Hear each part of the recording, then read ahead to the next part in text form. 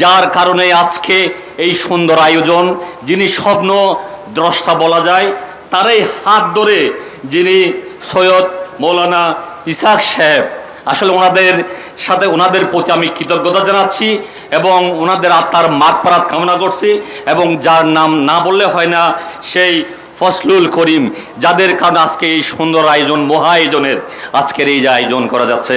এবং আমি স্পেশালি সবাইকে সালাম জানানোর সাথে সাথে from my Buddhist community I would like to thanks my heartfelt thanks, especially those who are came from the foreign country, especially they have had to sacrifice lots.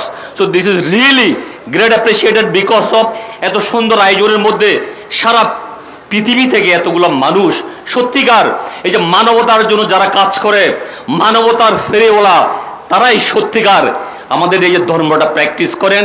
So আমি একটা জিনিস বিশ্বাস করি, আসলে what ever the religion, we have to become a good human. কারণ আমাদের ঠিকানা একটা, সেটা কি? কুল্লে নাফসিন যায়েকাতুল মাউত। এটা যদি সত্যিকার আমরা বিশ্বাস করি, আমাদেরকে কি প্রয়োজন? একজন ভালো মানুষ প্রয়োজন, যার জন্য প্রয়োজন গুড গভর্নেন্স। অনেক ভাইয়েরা কথা বলতেছিল গুড গভর্নেন্স নিয়ে, আসলে যেটা আজকে সারা আমাদের দেশে গত 54 বছর ধরে স্টাবলিশ হয় নাই। এই জন্য ভালো মানুষের প্রয়োজন। তাই আমি কামনা করি আল্লাহর দরবারে ভালো মানুষ আজকে যে স্টেজে যারা বসা আছে, তাদের নেতৃত্বের মাধ্যমে সুন্দর একটা বাংলাদেশ রচনা হবে, এটাই আমার প্রত্যাশা।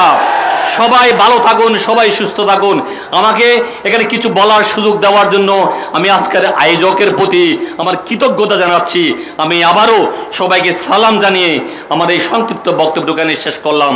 আসসালামু আলাইকুম, সবাই ভালো থাকেন। আমার অনেক অনেক দোয়া রইল সবার প্রতি।